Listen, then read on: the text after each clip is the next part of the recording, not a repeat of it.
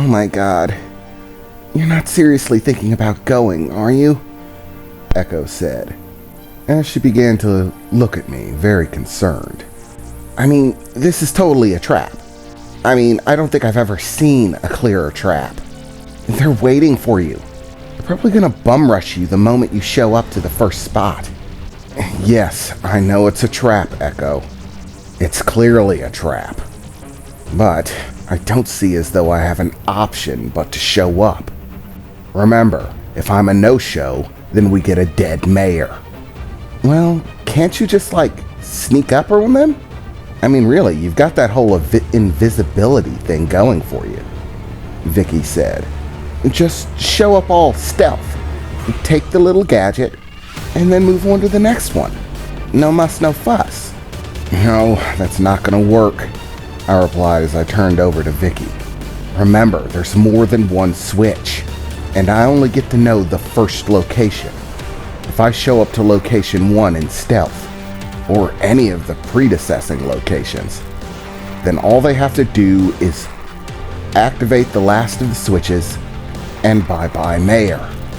Yeah, and not to mention that we still don't know where the hell the mayor's supposed to be, Ed said, as he was still staring at the TV. This is definitely a pickle. Obviously a trap, but you have no choice but to show.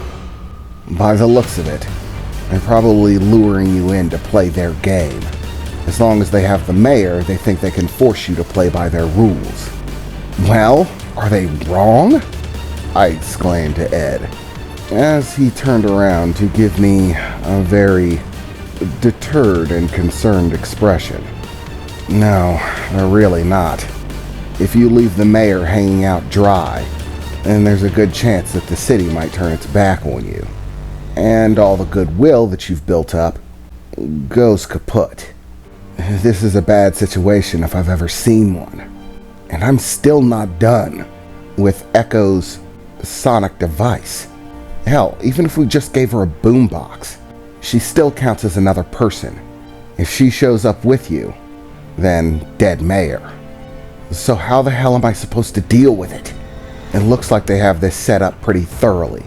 I don't think there's any way around it. Even if I were able to skip all of their little trap scenarios and go directly to the mayor, then he still blows up, because I didn't get the 3 switches that deactivate the collar. This is bad. Well, maybe it's not that bad, Vicky replied. Really, you're stronger than them, right? And you've collected a bunch of steel. You should be able to take them, right? Yeah, maybe in a one-on-one conflict. Hell, maybe even with a few of them. But I have a sneaking suspicion that there's more to this game than we're gonna be able to put together. Remember, they've had plenty of time to plan this out.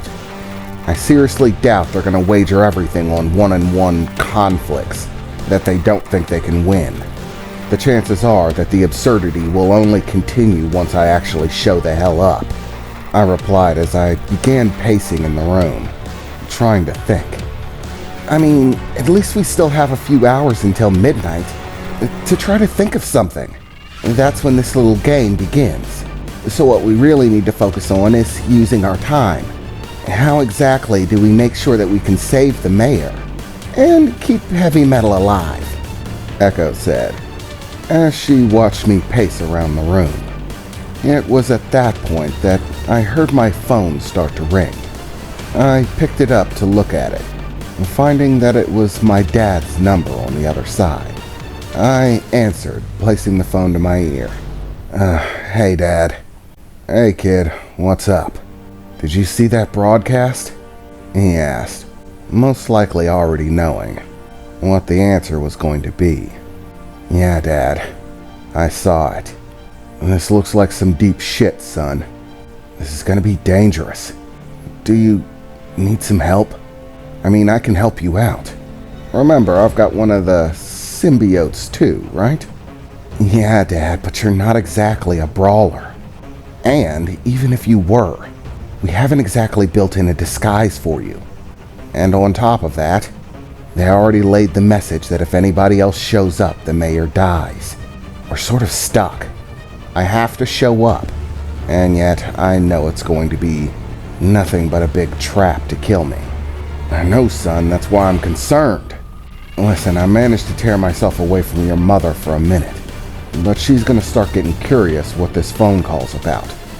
So I don't have much time to talk. Listen close, kid. This might be a trap, and you might have to walk into it. But they were stupid enough to give you heads up time. Son, don't be worried. Don't panic. Remember what I've always told you. Panicking's for suckers. Use your head, kid. You're smarter than you give yourself credit for. They're trying to lure you into a game. Find a way to game them instead. Be creative. Use their own ideas and concepts against them. They want to fool you, fool them. You can do this, son. And, of course, I've got your back if you need it. And, kid, I hate to tell you, but it looks like you need it. Yeah, Dad, I definitely do. I just don't know how to do it. I mean, I'm stronger than them, but I'm not that much stronger. I can't deal with this. Not by myself. Wait a second, my dad replied, as he paused for a moment, seeming like he had something in his head. Kid, exactly how much stronger do they think you are than they are? And how much do they really know about your abilities? What? I mean, they know I'm definitely stronger than most of them.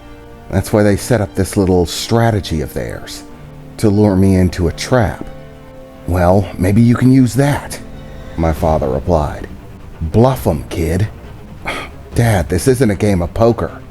Son, I defy you to find me anything in this world that isn't a bit like a game of poker. Sometimes it's not the cards you have. It's how well you're able to convince the other people sitting at the table that you have better ones. Let's beef it up. Bluff, kid. Make them think that you're stronger than you are, somehow. There's gotta be some way to pull it. Or maybe that's a bad idea. The only problem is that this is high-stakes poker, kid. You're not gonna get a chance for a second hand if you lose. I'm just throwing spitballs here. I'm trying to help, son. Yeah, I know, Dad, I replied as I continued to pace through the room as I talked to him over the phone. And it was at that moment that a thought popped into my head. Bluff. You know, thinking about it, that's not exactly a bad idea. I mean, truthfully, they don't really understand my powers.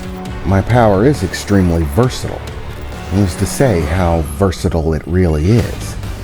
And they were pretty clear about if anybody shows up, that the game's over. But what if we make that work for us? They don't think anybody else is gonna be there, if anybody else is stupid enough to be there. So, we work that into our advantage. I think I've got a plan, Dad. It's a bit crazy. Hell, you might call it outright bonkers. But I think it might work. It might give me just the edge that I need. But as you said, when you compared it to a hand of poker, this is a high-stakes game. One wrong move and our little bluff goes sky high. They blow the mayor and it's over. But if we play our cards right, if the bluff holds, we might be able to pound our way through these guys. But I'm definitely gonna need your help. In fact, if I'm gonna pull this off, I'm gonna need everyone's help on it, I said as I began to look around the room.